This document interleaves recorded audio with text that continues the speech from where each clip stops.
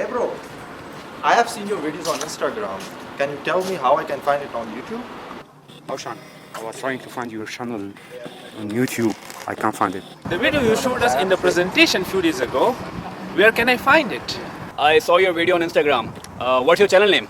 Hey, Hao Cheng, sag mal, wie heißt eigentlich dein YouTube-Kanal? Every time when I get people ask me this question, oh, what is your channel? I really get frustrated because it's a Chinese name and it's a quite ridiculous name, and I have no idea how I can translate it into English or German. It's called 德国不要脸学长, and if I translate word by word, it means German shameless senior student.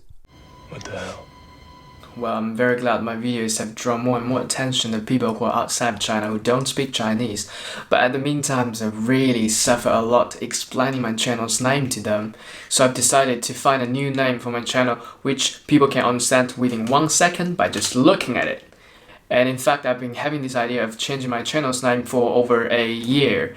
Except for the fact it's not international enough or at all, I also felt it doesn't really fit me anymore. These sorts of questions have made up over 50% of all the messages that I get from my audience. I'm very honored that many people choose to believe me and believe my concert, but it's actually not my area, and I don't know that much when it comes to choosing a suitable major or university for you, and obviously I don't want to misguide you, despite the fact that many of the questions can be answered by putting not too much effort into searching online. But don't worry, I'm still gonna give you a hand. I'm gonna put some useful website links and informations later on different platforms of mine, and I believe that's gonna definitely help with your studying in Germany project. And the second reason why I say it doesn't fit me anymore is merely because I'm soon not a 学长 and not a student anymore. My student career will end in about half year, but my video career won't. Plus, I don't want to be 学长 forever. By the way, this word 学长 doesn't even exist in English or German, and I've been looking for an appropriate translation for this word since the day one, like since I came here, but I haven't found because it just doesn't exist. Because in the Western cultures, people don't expect the others who are in a higher semester to take initiative to help you. That's why they don't have this kind of concept of 学长 or 学姐, 学弟 or 学妹. People are just kind of equal in terms of responsibilities. Last but not least, I don't want to be restricted by these tags. I want to try out a huge spectrum of new things, and I know these tags are like cages which want to keep me in there. After going through many YouTubers' channels, including those I like a lot, I've come to the conclusion most of them use mainly their own names, so why can't I? Name itself isn't a tag yet and doesn't show any limits. So I've got Lo Hao Chen for my channels in China and the romanized version Hao Chen Lo for channels outside of China. And I can actually just stop here and just use solely my name for my channel, but I just find it a bit boring, and to be really honest, I do have one tag with that I can identify myself, and this is an ideology, a way of viewing the world and the humankind, and this is also something that I really wanted to share with you guys, and just I want to let more and more people try to understand what it is and why it is important. So what it is, so the word I'm gonna add to my channel derives from this word, Cosmopolitanism. This is the ideology that I support, and the people who identify themselves with this ideology can call themselves cosmopolitan. So the tag that I'm gonna use for my channel is exactly this word, cosmopolitan.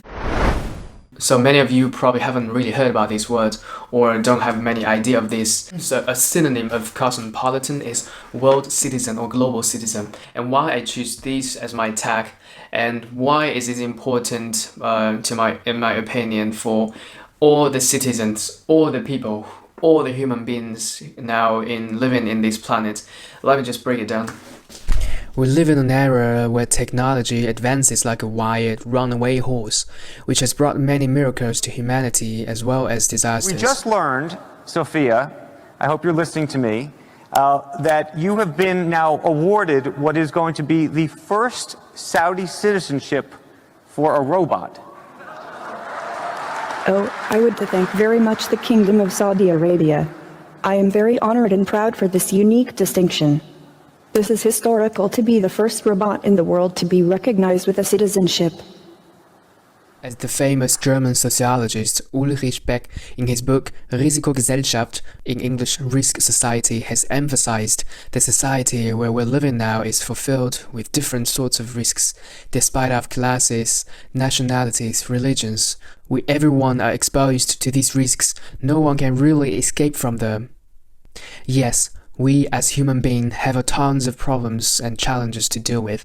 Climate change, refugees, terrorism, racism, and nationalism. But where did these things suddenly come from? For a long time, our ancestors lived in a very small society with a handful of other human members. They lived in a way in which men were mostly hunters and women gatherers.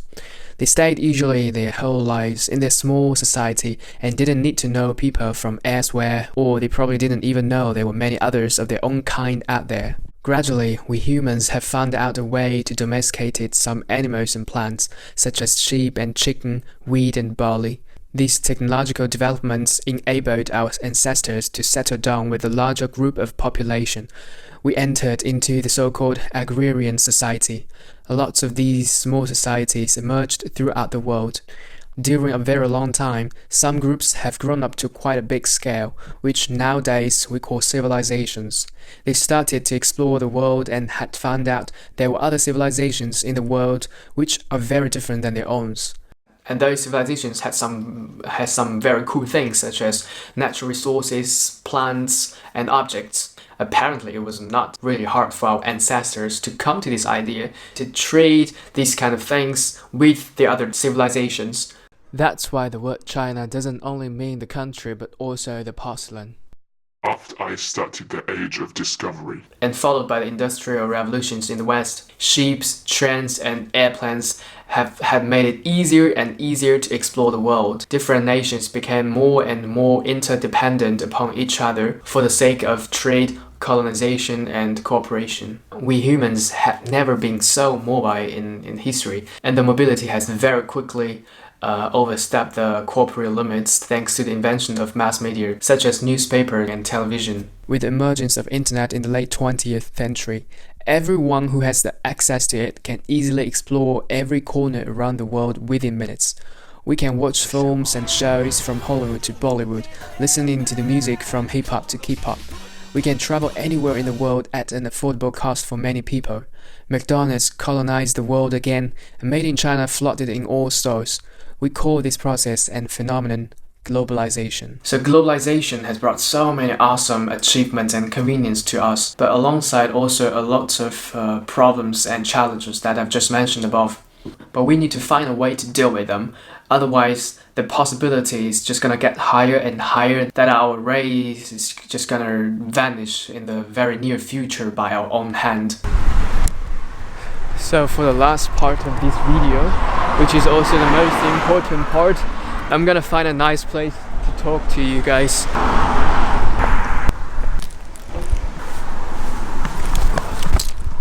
So here is the place that I sometimes come if I don't want to get bothered and disturbed by anyone else.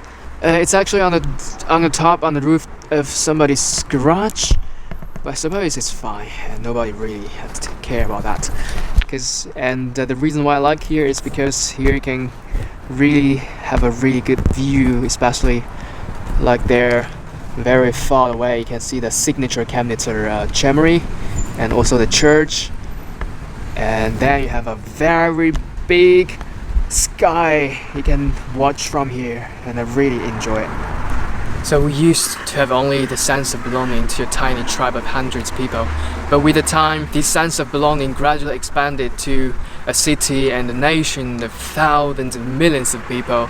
And depending on how you identify yourself, you will set a line between your kind of people and the others. For instance, if you only identify yourself as a Berliner, and you hold that sense of belonging to all the other Berliners, then automatically you will just draw a very clear line between Berliners and Münchners, for example. And it's the same between Shanghainese, Beijingese. And if you identify yourself very strongly as a German, then you will just subconsciously differentiate Germans from, let's see, Polish or American. So if we were not living in a globalized world and society, it doesn't really harm to hold on to sense of belongings and identities in a smaller scale. However, the real world is more and more globalized in context between people from different religions, nations, and cultures can't be avoided any longer. One country can't survive any longer without others. And this strong sense of belongings and identities to a city, a state, and a country or nation is probably one of the main reasons why people always have fear for foreigners, and why we often hate people who are different, and why we're gonna attack each other just because of some tiny conflicts. So what we can do about it? And my answer would be being a cosmopolitan. So being a cosmopolitan doesn't mean that you have to give up all your identities, which is impossible anyways. What you need to do is just to add another identity to it and try not to limit your sense of belonging only in your small groups, but try to expand it to a bigger group, which I mean the entire human race, the earthling. And in order to achieve this sense of belonging, you'll need to be more open to people who look different, who speak differently, who have different religions, and who see the world differently. I'm not saying you have to agree with all these differences, you don't have to, but you can at least try to understand them, because eventually we're not that different at all. So after knowing this concept, I soon became a big advocate of this idea, and I also decided to put this as the single tag into my channel's name, because I believe this is the key to solve many crucial problems we're facing now and will be faced with. So, do you want to become a cosmopolitan? Then just subscribe to my channel. And now I'm gonna show you a short clip of a video that I just found out a couple of days ago. And this video is gonna help you to understand a little bit more of the current situation and of this idea. It's your boy, just one of the guys down here. Well, I could be more specific. I'm a human. And just wanted to, you know, for the sake of all of us earthlings out there, just wanted to say, we love the earth, it is our planet. We love the earth, it is our home. Amamos la tierra. Come on, everybody. I know we're not all the same, but we're living on the same earth. Have you ever been to Earth? Everyone who's listening has been to Earth, Ariana. We're not making music for aliens here. Are we gonna die? You know what, Bieber? We might die. I'm not gonna lie to you. I mean, there's so many people out there who don't think global warming's a real thing. You know, we gotta save this planet. We're being stupid. Unless we get our shit together now. Guys, everybody look into whatever the fuck Leonardo DiCaprio is always pushing, because I feel like that guy knows more about the Earth and how we're fucking it up than anybody. Like, if the aliens did come, we should definitely send Leo as our guy, our rep. In fact, the profits that come along with the streams and the sale of this song are going right into the Earth. Let's raise some money for charity. Any words, Leo? This might be my favorite song ever. It's awesome. Wow. Thanks, Leo. Honestly, everybody, scientists are saying that we have about 12 years to turn this environmental crisis around or we're screwed. What do you say? You guys want to save the world? Of course you do. Go to the website, learn how we're going to do it.